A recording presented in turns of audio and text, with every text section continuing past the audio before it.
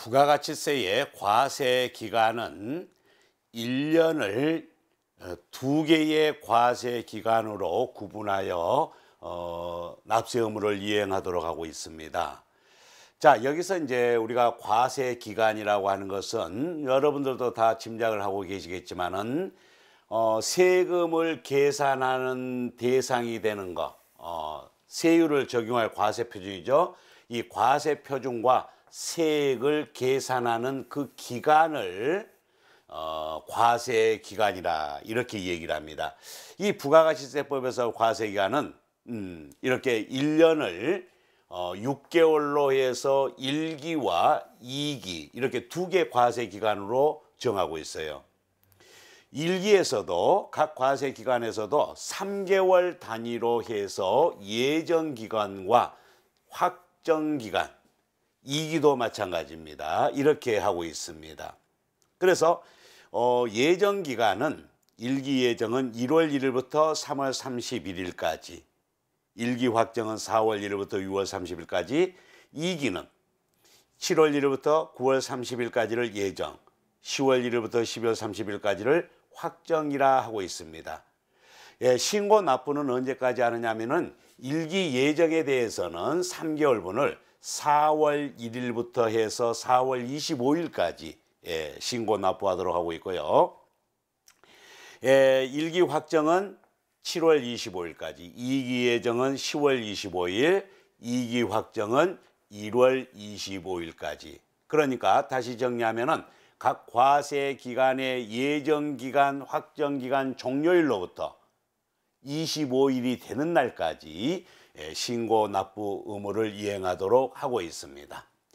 자, 기본적으로 이렇게 과세 기간을 정하고 있는데요. 여기에서 사업자별로 구분해서 본다라면은 법인 사업자, 개인 사업자를 뭐라 했나요? 우리는 일반 과세자, 개인 사업자 중에서도 직전 1영년의 판매 금액이 4,800만 원 미만인 경우에는 간이과세자 이렇게 얘기를 했었습니다.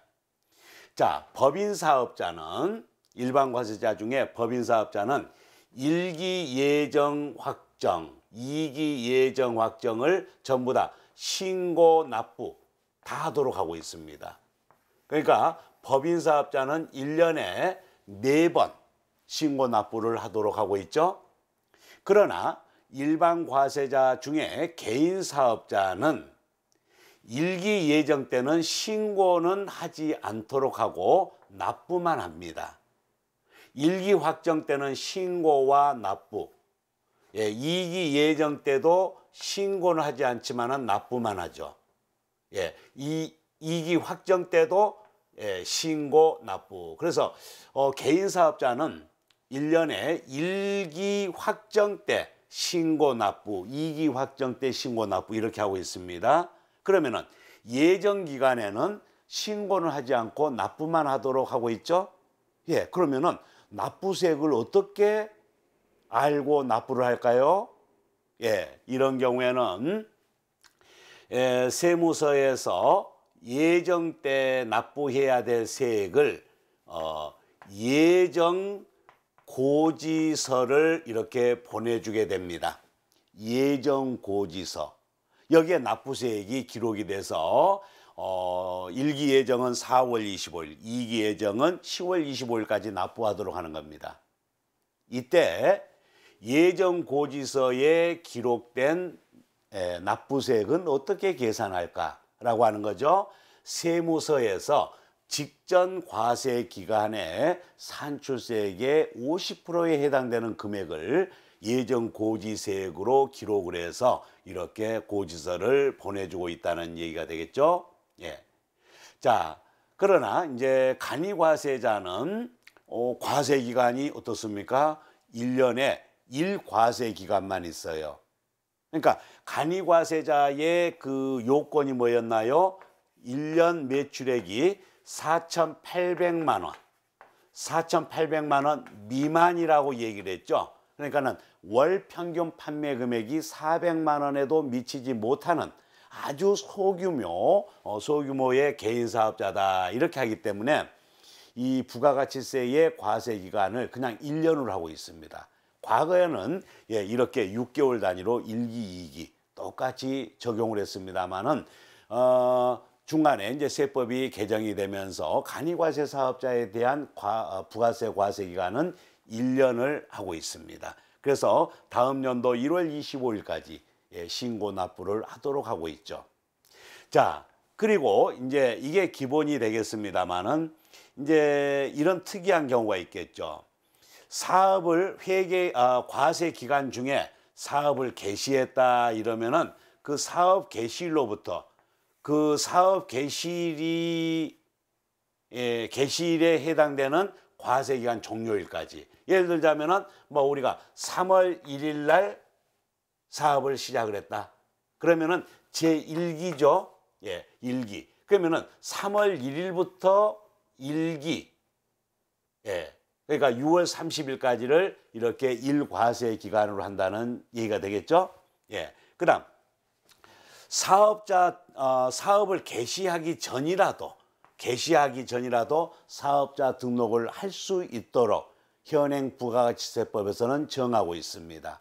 사업 개시 전에 이렇게 사업자 등록을 할 수 있습니다. 그런 경우에 개시하기 전에 등록을 했다라고 하면은 그 등록일이 속하는 과세 기간 종료일까지를 일과세 기간으로 하게 되겠습니다. 그러나 사업 개시 전에 등록을 했는데 사실상 사업을 시작하지 안 하게 되는 경우 있죠. 사업을 시작하지 않게 되는 경우가 있습니다. 그런 경우에는 사업을 개시하지 아니하게 되는 날까지를 일과세 기간으로 해서 납세 의무를 이행해야 됩니다. 실적이 없으면 없는 대로 해야 되겠죠. 그러나 사업 개시 전에 등록을 했는데요. 6개월이 경과하기까지 실질적으로 사업을 개시하지 아니하면 6개월이 되는 날 사업을 개시하지 아니하게 되는 날로 간주해서